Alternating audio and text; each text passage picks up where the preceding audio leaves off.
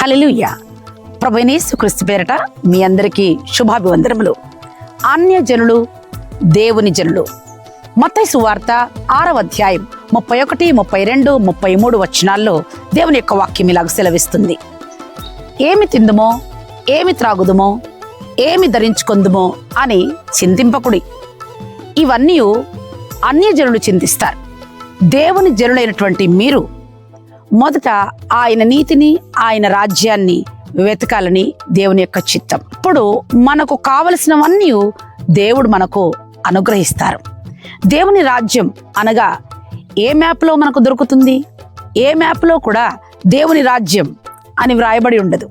రోమీలకు రాసిన పత్రిక 14వ అధ్యాయం 17వ వచనంలో దేవుని రాజ్యం అనగా భోజనమును పానమును కాదు గాని పరిశుద్ధాత్మ యందలి ఆనందం అని వ్రాయబడినది. ప్రియ చెల్లి, తమ్ముడు, అక్క, అన్నయ్య, రండి దేవుని యొక్క రాజ్యాన్ని వెతుకుదాం. ఆయన ప్రభావంతో నింపబడదాం.